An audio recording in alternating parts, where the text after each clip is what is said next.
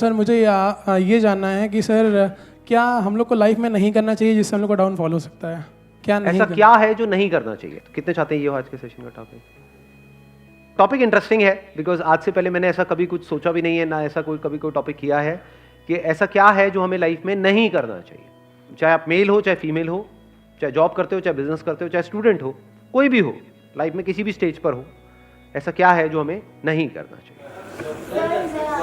हाँ, इनसे स्टार्ट करते हैं। सर मेरे हिसाब से किसी भी काम को, किसी भी बात को, किसी भी चीज़ को नहीं बोलना चाहिए, क्योंकि मैंने पर्सनल एक्सपीरियंस किया है, अगर हम पहले ही किसी काम को नहीं बोल देते हैं ना तो वो कभी सक्सेस होता ही नहीं है, और जितना भी आपके पास कॉन्फिडेंस हो आप उस चीज़ को कभी भी कर ही नहीं सकते। तो पहले नहीं बोलना नहीं सीखना चाहिए मेरे हिसाब से। Based upon our past experience हमारे माइंड में कुछ बैठ जाता है जिसको हम बहुत स्ट्रांगली पकड़ लेते हैं और अभी से पकड़ना शुरू कर देते हैं इसी एज से, यानी इस एज में हमारे माइंड में वो चीजें बैठने लग जाती हैं। बच्चों के माइंड में कुछ नहीं होता है, बच्चे बिल्कुल ब्लैंक स्लेट की तरह हैं, वहां पे ना हाँ लिखा हुआ है ना लिखा हुआ है, पर जैसे जैसे एज बढ़ती चली जाती है वो स्ट्रांग होता चला जाता है और उसी की वजह से फिर हमारे कॉन्फ्लिक्ट्स होने लग जाते हैं, उसी की वजह से सारी रिग्रेट्स आती है। क्योंकि होता क्या है, बड़ी जल्दी हम ना बोल देते हैं। हो सकता है कोई बहुत बड़ी अपॉर्चुनिटी आई हमारे सामने, डिसीजन लेना था, लेकिन सुनने से पहले ही सामने वाले बंदे की पूरी बात हमने पहले ही ना बोल दिया। नहीं, उसके बाद पूरी जिंदगी बैठ करके रो रहे हैं।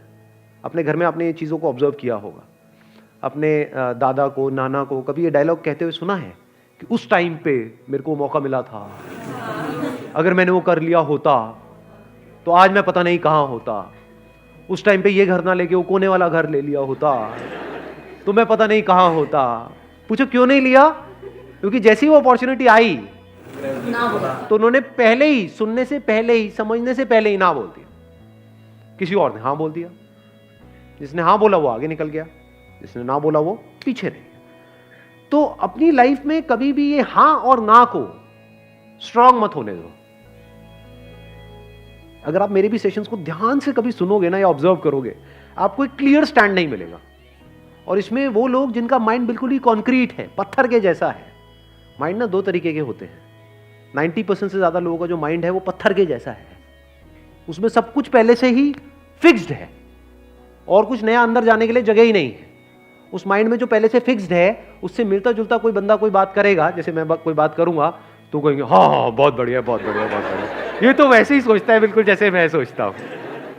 और जैसे ही उससे अलग कोई थोड़ी सी बात करी जाएगी तो क्या होगा, गुस्सा आएगा, ये क्या बोल रहा है, ये सही नहीं। समझ गए क्या हो रहा है? इन माइंड्स को क्या कहो, पत्थर के जैसे माइंड है, सब रुका पड़ा है। दूसरे तरह का माइंड कौन सा होता है, जो एक नदी की तरह बह रहा है। जब तेजी से बहता है तो वहां पे कुछ भी पकड़ने के लिए नहीं है, आप कोई भी साइड नहीं ले सकते। और जैसे ही आप साइड नहीं लोगे तो लोगों को प्रॉब्लम होगी जिनका माइंड कॉन्क्रीट है। वो कहेंगे अच्छा आपने अपने इस सेशन में तो ये बोला था, इस सेशन में ये बोल रहे हो, तो क्या ये सही है या ये सही है? ये आती है प्रॉब्लम कई बार या नहीं आती है? तो भाई वो भी सही है, वो भी सही है, स्टैंड पॉइंट्स अलग अलग है। इस एंगल से देखोगे तो ये सही है, इस एंगल से देखोगे तो यही गलत है। सिक्के के एक तरफ से देखोगे, अगर लाइट इस तरफ से आ रही है तो उजाला है, सिक्के पर उजाला है, इधर से देखोगे तो क्या है, सिक्के पर अंधेरा है। तो अब आप कहोगे भैया क्लियर बात क्यों नहीं करते, सिक्के पर उजाला है या सिक्के पर अंधेरा है, सिक्का हेड है या सिक्का टेल है, क्लियर बोलो ना। ये दो बातें क्या करते हो, सिक्का हेड भी है टेल भी, ऐसा कैसे हो सकता है? समझे? तो हो सकता है पास्ट में आपको किसी बंदे के साथ में कोई खराब एक्सपीरियंस हुआ, तो फ्यूचर में जिससे भी आप मिलने वाले हो सकता है वो भी गड़बड़ हो सकता है ना हो। Let me find out. तो फिर क्या होगा, जैसे आप बोलते हो लेट मी फाइंड आउट, आप धीरे धीरे आगे बढ़ने लग जाते हो। आप एकदम से ना बोलते हो, ना जल्दीबाजी में हां बोलते हो, और ये बड़ी कमाल की स्टेट होती है। Let me explore, let me find out. अब आपके अंदर पेशेंस आ गया है। लोगों के अंदर पेशेंस ही नहीं है, बड़ी जल्दी तैयार बैठे पड़े हैं अपना जजमेंट पास करने के लिए। कहीं भी जरा सा कुछ हो जाता है, बड़ी जल्दी जजमेंट पास नहीं करते हो कि उसने बहुत गलत किया। आपको पता भी है उसने क्या किया है, क्यों किया है, आपको पता भी है उसने किया भी है या नहीं किया है। नहीं, बस जजमेंट हमारा तैयार है। ऐसे ही जैसे हम दुनिया को जज कर रहे होते हैं, ऐसे ही अपने घर में और लोगों को जज कर रहे होते हैं, ऐसे ही खुद को जज कर रहे होते हैं। करते हैं नहीं करते? तो यस और नो क्या है, जजमेंट है। तो जजमेंट को जल्दी पास मत करो, आराम से करो, और इतना भी आराम से मत करो जैसे इंडिया में कोर्ट में होता है कि 20 साल लग रहे हैं एक जजमेंट को पास करने में। 20 साल नहीं लगने चाहिए, ना 20 सेकंड लगने चाहिए, बीच का टाइम कहीं पे ठीक है, थोड़ा सा 2-4 दिन, 5 दिन, 20 दिन। बहुत बड़ा डिसीजन है तो 2 महीने। बड़ा डिसीजन मतलब क्या? शादी का डिसीजन बड़ा डिसीजन है, करियर का डिसीजन बड़ा डिसीजन है, तो वहां पे अगर 20-25 दिन, महीना भी लग जाए, दैट इज ओके। तो ये हमको एक आंसर मिला लाइफ में क्या नहीं करना चाहिए।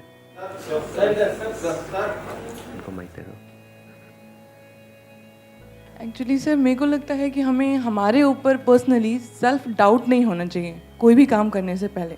अगर हमने अपने आप पे डाउट करना शुरू कर दिया, फिर हम कुछ भी करेंगे, लाइक अगर मैं यहाँ स्टैंड करूँगी फिर मेरे को लगेगा मैं खड़ी हो रही, मैं कहीं गिर तो नहीं जाऊँगी।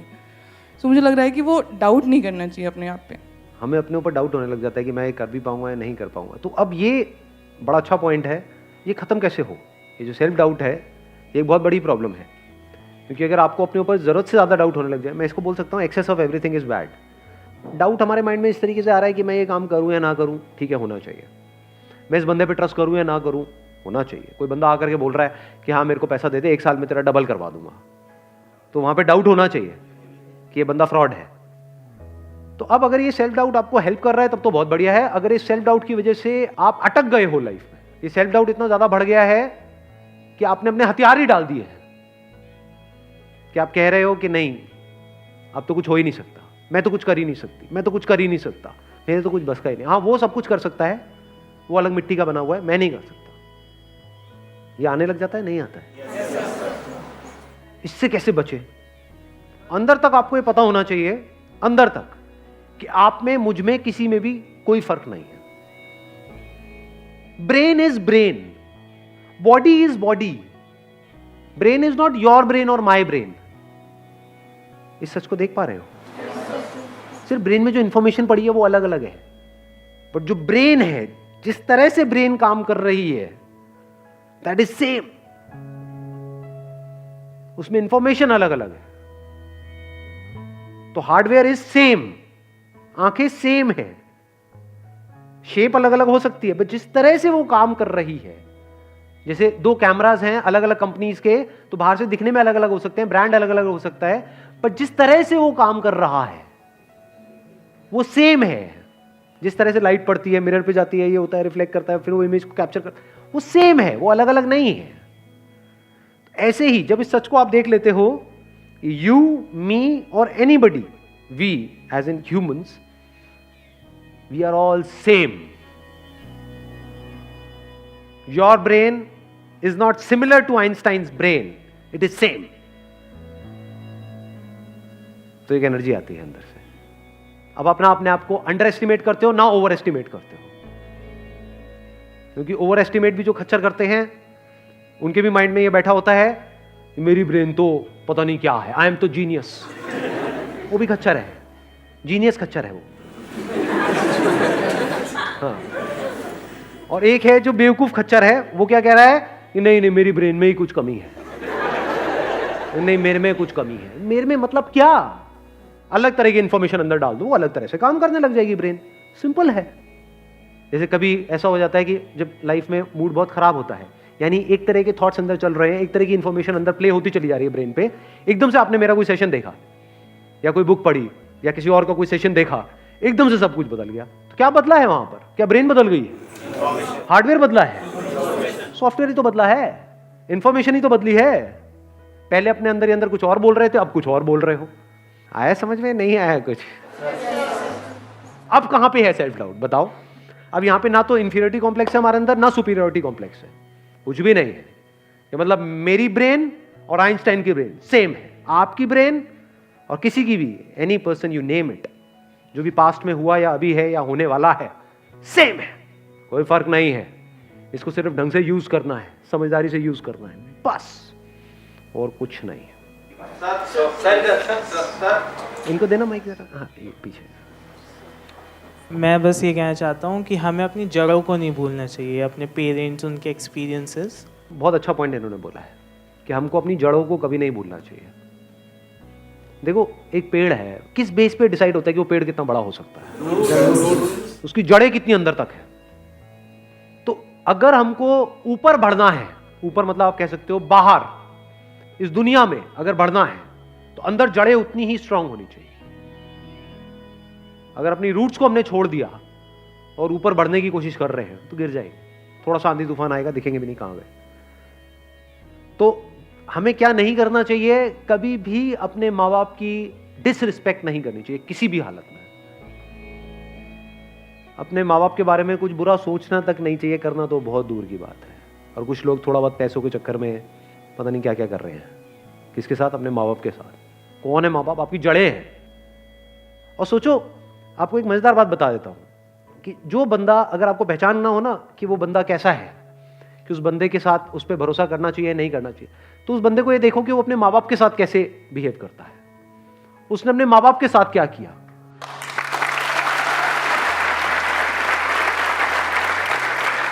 क्योंकि जो बंदा अपने माँ बाप का सगा नहीं हुआ, अपने भाई बहन का सगा नहीं हुआ, वो किसका सगा होगा? उस पर क्या भरोसा करोगे? वक्त आने पे वो आपको भी काटेगा। जिसने अपनी जड़ें काट दी, उसके लिए और दूसरा पेड़ कहां मैटर करता है? आप तो दूसरे हो ना। जिसने अपने को नहीं छोड़ा वो आपको क्या छोड़ेगा? तो इसको हमेशा याद रखना है। हैविंग सेड दैट, इसका मतलब ये नहीं है कि आप उनकी हर बात से एग्री करो। नहीं, ओपिनियन अलग अलग हो सकते हैं। डिसीजंस के बेस पे लड़ाई हो सकती है कि मेरा डिसीजन ये है, आपका डिसीजन ये है, मैं ये चाहता हूं, आप ये चाहते हो। उसमें लड़ाई हो सकती है और वहां पे करनी भी चाहिए। ये नहीं कि जो वो कह रहे हैं हर बात पे हम एग्री कर जाए। ऐसा नहीं होना चाहिए। फिर तो आपकी अपनी आइडेंटिटी ही क्या रही? कुछ भी नहीं है। वो बोलते रहेंगे, आप करते रहोगे।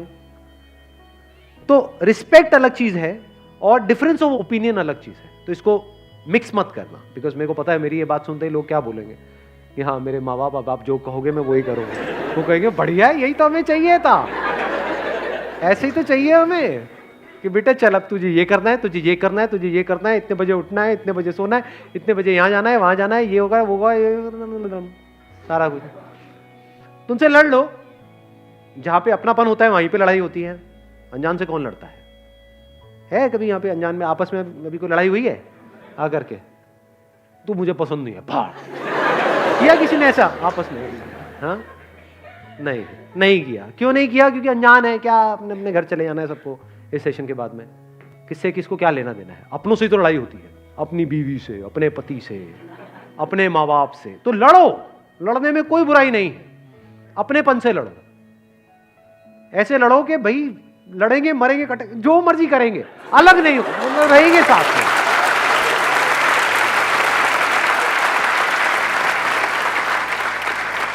इसको इस तरह से भी कह सकते हो, आपस में लड़ेंगे, बाहर का कोई आएगा तो फिर हम एक हो जाएंगे, फिर नहीं छोड़ेंगे। या एक्चुअल में अगर कोई मुश्किल आएगी तो हम सब एक है। हाँ, आपस में हमारा चलता रहता है थोड़ा बहुत, उसमें कोई बुराई नहीं है। तो जड़ों को याद रखने का मतलब, जड़ों को ना भूलने का मतलब कि कुछ ऐसे लोग हैं आपकी लाइफ में जो आपको अंदर तक पता है कि ये मेरे अपने हैं। कैसे पता है? क्योंकि जब आपकी लाइफ का सबसे खराब टाइम चल रहा था तब भी वो आपके साथ थे, वो आपके अपने हैं, फॉर श्योर आपके अपने हैं। जब खराब टाइम में नहीं छोड़ा तो अच्छे टाइम में क्या छोड़ेंगे? और कुछ ऐसे लोग होते हैं, थोड़ा सा आपका टाइम अच्छा होता है, पीछे पीछे घूमने लग जाते हैं, आपके लारे लपे करेंगे, आपकी तारीफें करेंगे, आपको बोलेंगे कि हाँ तू तो मेरा भाई है, हम तो ये हैं, हम तो वो हैं। जैसे ही आपका टाइम थोड़ा सा खराब होगा आपको छोड़ देंगे, आपकी तरफ देखेंगे भी नहीं, आपसे बात तक नहीं करेंगे, एकदम पीठ कर देंगे आपकी तरफ। तो आप पहचान सकते हो ऐसे लोगों को। कुछ ऐसे लोग थे आपकी लाइफ में जब आप कुछ भी नहीं थे, या ये कह लो खराब टाइम चल रहा था, तब भी वो आपके साथ में थे। तो ये आपके अपने हैं। दुनिया इधर की उधर हो जाए, इनको नहीं छोड़ना है। चाहे घर अलग अलग हो जाए, देखना इसको भी ध्यान से समझ लेना। इसका मतलब ये नहीं है कि हाँ एक ही घर में रहेंगे जी, अब तो सास बहू आपस में एक दूसरे का गला काट रही है लेकिन रहेंगे हम एक साथ ही, ये नहीं कह रहा हूं मैं। चाहे घर अलग अलग हो जाए, यानी फ्लोर अलग अलग हो जाए, अपार्टमेंट अलग अलग हो जाए, आप यहां रहते हो वो वहां रहते हैं, या दूर भी रहते हैं, आप दिल्ली में रहते हो वो बॉम्बे में रहते हैं, दैट्स ओके। लेकिन दिल से हम एक है जी, मरते दम तक हम अलग नहीं हो सकते। That must be very clear. जिसके माइंड में ये क्लियर है उसकी जड़ें पक्की है। Wish you all the very best. Thank you so much for coming.